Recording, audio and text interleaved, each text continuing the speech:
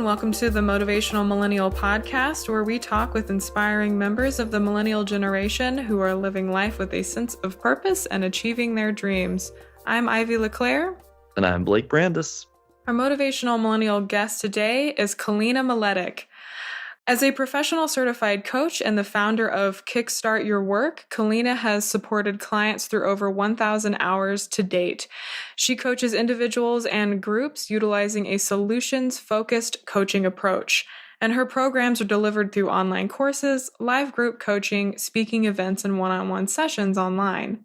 And after 7 years of studying what makes people happy, how people think, and working with millennials in 17 countries, Kalyna developed the signature system Purpose Craft that teaches the 6 keys to building your career in a way that will ensure you enjoy the work you're doing every step of the way. Welcome to the show, Kalyna.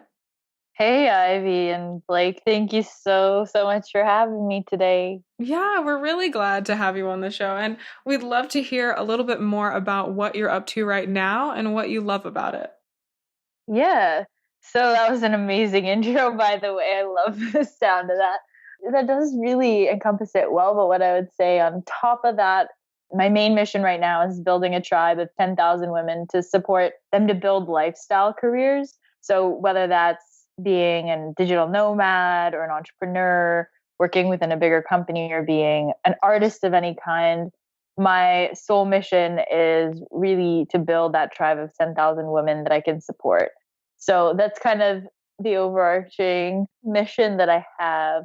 And I'm doing that in a bunch of ways. So I have a couple of online group coaching courses, which are wonderful. And I'm so happy to announce that I also support Girls Inc., which is an amazing organization. And that's sort of on the new up and coming as well, is that support. I get to donate 5% of all sales to them. So I'm really excited about that project because they help young girls all over the US and Canada to really be strong, smart, and bold. So that's an exciting new partnership.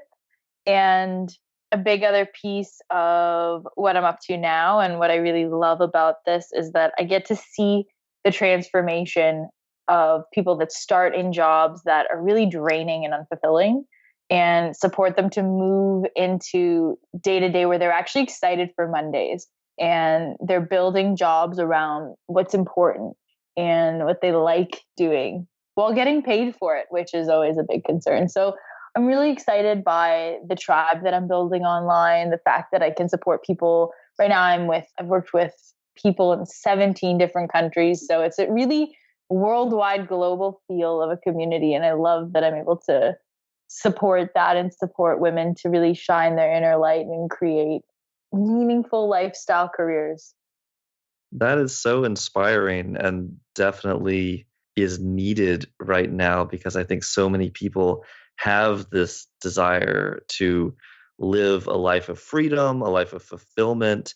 And that's great that you have this cohort of women that you are supporting in that process. And I'd love to hear more about your journey to creating this lifestyle that you really love. How did you get from the school educational traditional mindset to where you are today? Oh, thanks. Yeah, I love that question. It's so good. I think that while I was in school, I definitely was the, straight A student, conformist. I just wanted all the teachers to like me and to get good grades. So definitely going on a different path was a big hurdle and challenge for me to say, you know what, no, I'm going to really dance to my own beat or go my own way. And that really started in my second year of university, actually. So I went to the University of Toronto. I'm Canadian. In second year, I was doing my business degree and I had an internship. And really, I just saw that every day I was commuting to the office, spending an hour and a half every day on public transit. I was feeling really run down. I was gaining weight. I was feeling terrible. And I thought, is this really all there is for work? Like, this is an internship. I'm just starting. I've got 30 more years of this to go. It just was like, is this really what it's going to be in my life? It was just one of those moments where I was walking home one day with a huge backpack and my lunchbox and thinking like, okay, I've got to wait for the train now and, spend another half hour. And something clicked in my head. really. And it was just like, I'm not doing this. So at the end of that summer for that internship, I actually pitched them to be a contractor. So I started my first company in 2010. Oh my God, 8 years ago. That's crazy to say. That's great. Yeah. So I started my first company really just so that I could be a contractor for them. And that was really where the whole lifestyle career was born, where I got to work from home. They gave me a company laptop. I got to log my hours and really started to get a taste of, whoa, I can have freedom and make money, and I can build this sort of business on my own terms and have the autonomy to do tasks when I want from my bedroom or from a cafe. Like that was really what sparked it. And then I haven't gone back since. So it's actually 8 years ago, and crazy to say, but I haven't gone back since. So that's really what sparked it. Is I got a taste of what freedom was like and really kept building. I realized that digital strategy wasn't right for me. When it was 3 a.m. in Brazil, we were doing a mobile site launch, and my whole team, there was somebody in London, there was someone in Toronto in Canada, there was someone in LA, and everything was crashing. The site wasn't working. And it was just like, okay, can I do this? Is digital strategy what I want? And that was the second epiphany moment. It was really, really massive, because I realized that even though I was an entrepreneur and I had freedom, I hated the tasks that I was doing at my work. So I had half of the equation, but the other half, the impact, was really missing. And so that was the next big step where I realized, no, you know what? I need to do coaching. I did coaching training. That was really the catalyst for the next evolution of my career, where I said, you know what? It's not just enough to have freedom and work online from my bedroom. I need to have something that actually has the impact I want and makes me feel like I'm changing the world in some way that means something to me, right? That purposeful career. So that was the next big step. That's such a great story. Thank you so much for sharing that. And, I want to learn a little bit more about lifestyle career and what that means to you. I heard some values come up as you were speaking, values around freedom, being able to set your own schedule and doing the kinds of tasks that you like. And then also, along with that freedom, discovering the ability to add in other values that you have, which are for you, building and making an impact, helping and supporting others. So I'm wondering a couple of things. One is, when you say lifestyle career, what does that mean to you? And what is important to you about helping women? And you talked about supporting girls too, but what is important to you about helping women to have specifically this lifestyle career?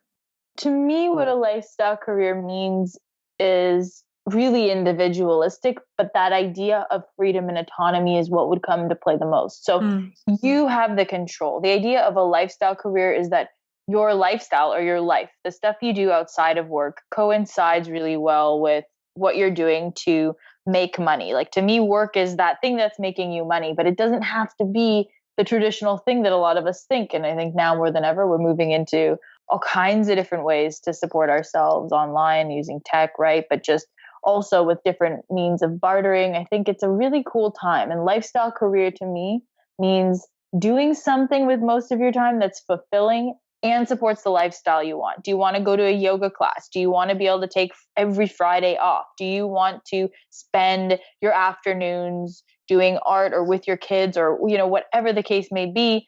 Do you have the freedom and the control of your time? Because we can all make more money at any point in time. But what I realized really strongly was that the time is what we can't get back. Our 20s, our 30s, our 40s, it doesn't matter. We don't get that time back. So lifestyle career means to me that you like every single day, you are in control of your day to day and the way that you spend your time. And so the reason why I want to support women to do that is that I resonated with women most. I was coaching men and women, and I realized, hey, women are having a lot of struggle. And I had a lot of struggle in the past with giving too much, not setting boundaries, allowing myself to get paid less than the person sitting beside me, which wasn't fair. There were all these kinds of inequalities, and I was running myself ragged and not getting my worth, not getting paid enough, not getting the amount of time off I wanted, not having the freedom to go to that yoga class. So it really sparked a fire in me when I realized, hey, you know what? There are a lot of other women that feel like they're not getting heard at work. They're not getting acknowledged. They're not getting the recognition or the compensation that they deserve. And that really sparked me to say, you know what, I want to help other women design their work, their careers so that it fits their lifestyle and they can get in control of their time too. You've spoken so eloquently about the challenges and struggles that people are facing, especially women, that would lead them to want a lifestyle career. And I'm wondering, once your clients or women you've worked with are on this path towards a lifestyle career, what do you find are some of the biggest challenges that they face as they're starting to pursue this new direction? It's a great question because it's what I faced when I started too. Mm, A big thing that starts is that it can be really lonely and isolating. And then this whole self worth confidence thing comes into the equation. So whether it's becoming a digital nomad or doing some sort of entrepreneurial venture, or even if you're just working remote, I find a lot of them, because they want to be in control of their time, have more time for either their families or kind of home life. There's a lot of work from home options that come up. And then it's this like, you can feel isolated, and the self worth is the biggest thing. That once it's like, okay, I'm in control of my time and I can do whatever I want, and they feel super empowered. It's great. But then they sit there and say, whoa, do I deserve this? Can I do this? Is this, Mm. am I good enough? Like there's a huge internal dialogue around confidence and self worth. Can I charge these rates? Can I, make this work? Do I deserve to have all this time off? All my friends are complaining about, their bosses. And here I am either, contracting work out, working from home, or just I have a great job that I love and everyone around me is complaining. And then it's this disconnect. There's a lot.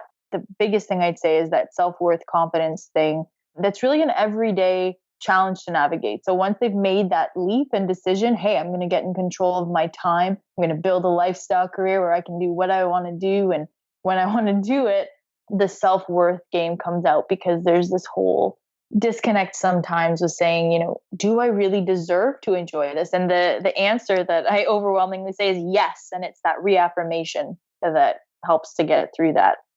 that's so interesting because I feel like there's this perception that the hardest part is all the external pieces, right? Like, oh, I just need to figure out how to monetize my marketing strategy or produce content that appeals to a certain niche. But I think what you're saying, in my experience, definitely resonates so much, which is yes, those are pieces, but those are pieces that have systems that you can put into place. The hardest thing is the inner game, that self worth piece. So I appreciate you highlighting that because I think it's something so many of us struggle with, but so often we don't get support in that area. Like we're fine spending a lot of money on sales training or a marketing program or advertising, but the thought of spending any money on dealing with one of the biggest challenges any of us will face, I think is a foreign concept. And that's why I love what you're doing and supporting women and helping them obviously design the external elements they need to be successful. But also, it sounds like really supporting the inner game for them and helping them build that confidence. Yeah. Oh, I couldn't have said it better myself. Absolutely. It definitely starts there. And there is a big piece on education in the work that I do, I've noticed. Absolutely. And saying, hey, you are spending, $1,000 a month on your advertising agency, but you go and you cry after every meeting and you're having trouble feeling confident about what you're saying. Like, do you think that that's worth investing in? And it is a very prevalent theme that a lot of people think, I don't need to pay for someone to support me emotionally. I should be able to do this all myself. And that's a huge secondary piece. The self-worth thing comes into play. And then it's like, I don't need help. I can do it all on my own. That was a big, big thing I had to learn in my business evolution for myself and also the women I work with. It's like asking for help and support means you can grow your business, your career, your family life, whatever it is, you can grow it so much faster and with way less discomfort if you're willing to ask for help. And that's a huge, huge piece because we don't have to do it alone. And generally, we can accomplish a lot more with others, right? And even more creative solutions. So that's another big piece that women, and I think people, but just in my focus, women really struggle with is asking for help, feeling willing to say, hey, you know what? I'm overwhelmed with the fact that I'm running a business. I have a kid. I have I go to Pilates and I run a meetup group, and I also have a boyfriend or a partner, and I'm writing a book. And it's like, okay, well, you're doing a lot.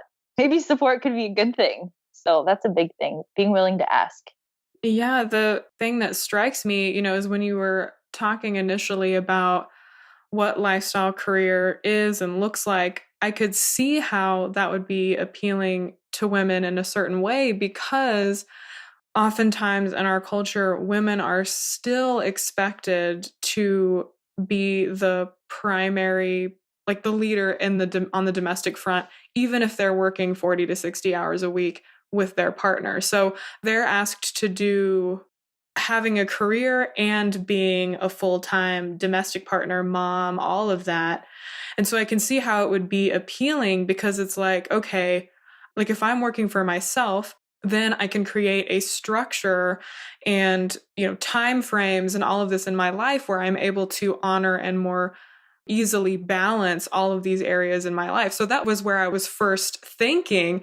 But so I find it so interesting that, then they get into that, okay, they're starting to work for themselves, but then there's this challenge of, now I'm in charge of managing all of this stuff. They're still in that space of, having to do it all and not used to asking for help. So I really appreciate that you're highlighting how important it is to ask for help, how important it is to look at that. We keep saying inner game, but your emotions and your experience of what's happening. And I just think it's really cool, the work that you're doing. And I wonder, what for you has been the biggest way that you have had to grow in order to achieve the success and be at this point in your life? Oh, it's a loaded question. I think the biggest thing I've had to learn is adaptability and perseverance. And I know it's kind of one of those things where everyone's, yeah, just keep trying, don't give up. And it's this nice thing to say. But really, for me, what sticks out is all the moments where I've wanted to quit and stop. All the moments where I sit here and say, can I really run a business? Am I really able to do this? Who am I to be the leader of this community or to support other people? Can I even support myself? The moments when I really doubt that this is even possible, the way that I handle that inner dialogue and that inner game, and then what I act on externally, I've had to grow exponentially, because it's something that comes up every day. It's around the self-worth piece we already talked about. And really the solution has been the adaptability, the perseverance when it gets hard. Because when I have a great day and, I get booked for a speaking gig, or I have a really cool opportunity like this to chat with you guys, it's super easy to say, yeah, I'm a lifestyle career coach and I'm an entrepreneur, and it sounds really awesome and everyone's happy. But what about the moments when I'm by myself and it's really challenging? The way I talk to myself in those moments is what I've had to really work on and overcome when it comes to not putting myself down, supporting myself, reminding myself of perseverance, of adaptability, of successes in what is possible. Really treating myself nicely in times of difficulty is how I've had to grow, because if I beat myself up every time I had doubts in my mind, I definitely wouldn't continue doing this. Kalyna, what advice would you give to other young people who are looking to branch out on a path of success but aren't sure what their purpose is? What kind of guidance would you give to them? I would definitely say that piece on reaching out for help, whether it's through mentorship of some kind, if there's something that you're drawn to, listening to that inner voice, even if it seems like it's totally unrealistic. For me, traveling, I've been traveling for about 4 years now, working from my laptop. If somebody told me that that's what I was going to do when I was in high school or in starting university, I would have never believed them. I would have never thought that I could grow into this person. But it was through those reaffirmations to myself, okay, Kalyna, you can do this. And then getting support and mentorship from people that were also doing what I wanted. Those two things. So community and then the self-talk game, like you mentioned, that inner game, aligning those two things. And if you're sitting there saying, yeah, but I don't even know what that thing is. You want me to find a mentor? I don't even know what kind of mentor I would need. I would say that investing that time doesn't have to be money with an expensive support line, but investing time, exploring what you like is really important. As you mentioned earlier, Blake, we don't spend a lot of time looking at the feelings, the inner game. We'll pay a lot of money for a university degree. We'll pay a lot of money for training programs, but we won't spend the time investing in what do I actually like? Not just what I get good grades in. What do I like doing? What do I do that I lose track of time doing? That type of thing is really important to explore.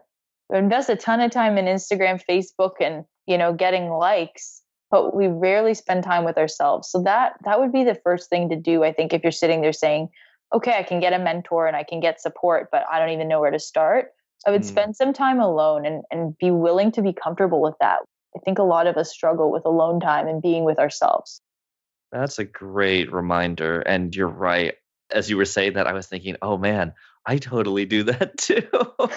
Just the piece around before social media was mobile, I did have a lot more time that I consciously devoted to exploring things, whether it was music or writing, that just required me to sit down. But you're right. It feels productive to be posting things, and content is important depending on what you're doing, or it can be.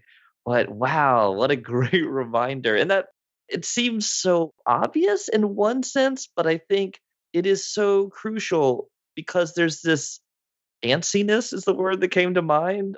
This sort of like, oh, I don't know what I should do. And so I think it's so easy to default to social media as the escape and then feel like you're never making any progress, you're never figuring out your purpose, and that's somehow your fault. When in reality, it's just giving yourself the space and the permission to actually explore. And like you said, get into those activities where you're in flow state and the time just passes effortlessly. So thank you for a great reminder. That was really hit me hard too. Yeah, it's so ironic too, because we can be on social media watching everyone else doing cool activities, but we're like not using that time to go do cool activities because we're too busy thinking about how everybody else is doing them. And I think that's such an irony as well. Yeah, for sure. I schedule it.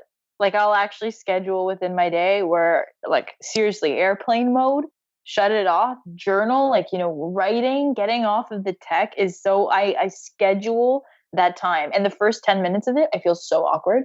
Like it is. I do feel that what you mentioned about antsy, kind of anxious. You're like, whoa, what if I got a text message? What if I got an email? Oh my God, I got to, like I should be doing something productive where it's like, hey, this is productive in a different way. It's okay. And if you need it, like I will set a timer on my phone for 30 minutes and I budget it into my day. Sometimes I think if it's really not happening for you and you're like, yeah, it's just, I'm too busy. It's like, no, okay, well, you're too busy. Then really, how can you schedule it in and make it a part of your day, like any other task? And then maybe that will make you feel more productive about it too. If it's one of those things where you feel guilty about taking that time. We've been talking a little bit about, I don't know, millennial problems when we're talking about this, but so that kind of segues into the next question, which is, based on your personal experience as a millennial, what do you think are some of the unique challenges and opportunities, if you'd like to speak to that as well, that members of the millennial generation face? Oh, another great question. I love it, guys. I think all and every generation have this acceptance, likability thing. We all just really want to belong. Mm-hmm. But with this whole expansion of technology piece that we're kind of alluding to here, the belonging is so reflected in online activities, the likes, the shares. The online world is what dictates our acceptance or our belonging. And I think for us, a challenge is remembering, hey, you know what? I can have acceptance and belonging in person. Like there's this whole movement happening on Facebook around people posting, oh, my house is an open place. You can come have a coffee or crash on the couch. It's this whole kind of thing I've been seeing online. It resonates with me so much. And I think that's the challenge and opportunity with the expansion of technology. Without technology, I wouldn't be able to run a business from Bali or California or Toronto, Brazil, wherever the places I've lived, without technology, I wouldn't be able to run the type of business that I run. So I'm incredibly grateful, but it's this double-edged sword. So the challenge I think we have is feeling like we belong, which we all want to belong, right?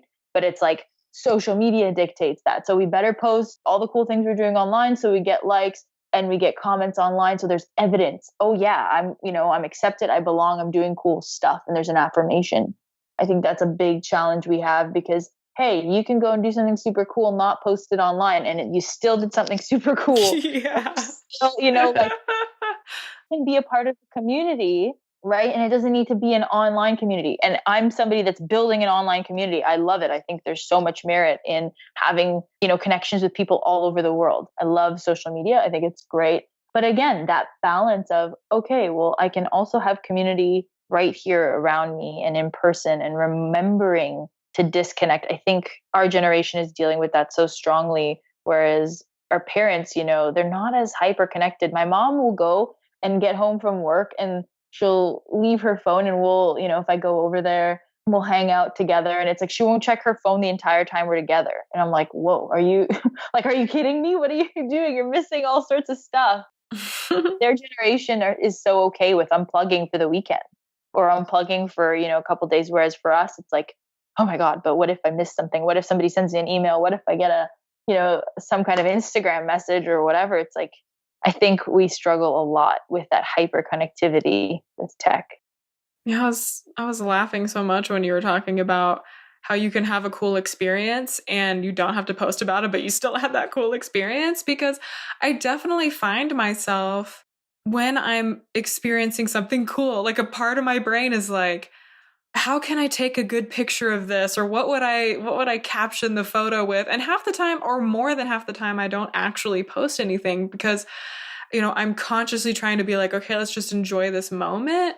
But I have noticed the sensation sometimes when it's like I haven't posted anything for a really long time. Part of this is, I think, getting when you are building a business, you get to where you feel like you have to have social media this day and age, and you kind of do. And so I think, okay, I haven't posted in a week. Does that mean I don't exist? like do I still exist? Yeah, exactly. Been making a post. It's a very interesting sensation of how much our identities are sort of wrapped up in these virtual identities that we are creating and engaging in.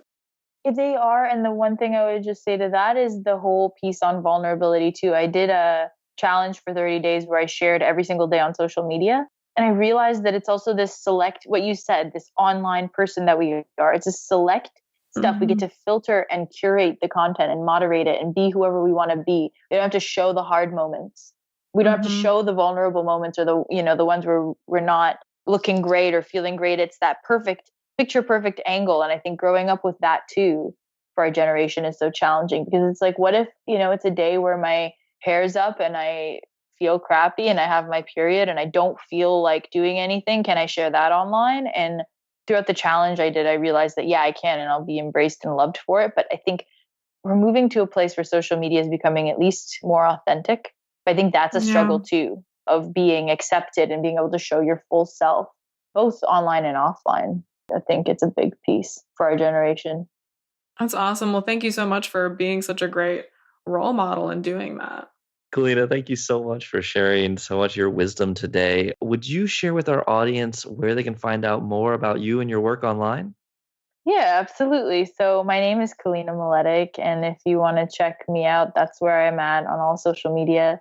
My work website is kickstartyourwork.com. So you can also head over there, and I've got a free course on the 6 steps to start your lifestyle career and love what you do every single day. So I'd love to offer that to you guys as well as a gift if you'd love to get started on your journey building your lifestyle career. Fantastic. Thank you for that generous gift. We'll be sure to note that and put those links in the show notes. Yay. Thank you so much for being here, Kalyna. Oh, thank you so much, Blake and Ivy, for having me. It's really my honor. You guys are doing phenomenal work. I think it means so much that you're spreading this message of empowerment, meaningful work, and doing really authentic things. I love this podcast. I could rave anyway. You guys, thank you so much for doing the work that you do. It's really shedding light on the challenges that our generation specifically faces. And I appreciate so much that you guys have had me on here today. For show notes and previous episodes, or to learn more about our coaching and event offerings, visit motivationalmillennial.com. That's millennial, MILLENNIAL. Keep in touch with us at facebook.com/motivationalmillennial. We'd love to hear from you. Shoot us an email with your thoughts, comments, and suggestions at podcast@motivationalmillennial.com. And tell us who you might like to hear from, or if you think you or anyone you know would be good for the show. Our theme music was composed and performed by our very own Blake Brandis. The Motivational Millennial Podcast is edited by Brittany Felix. Have a great week, Motivational Millennials!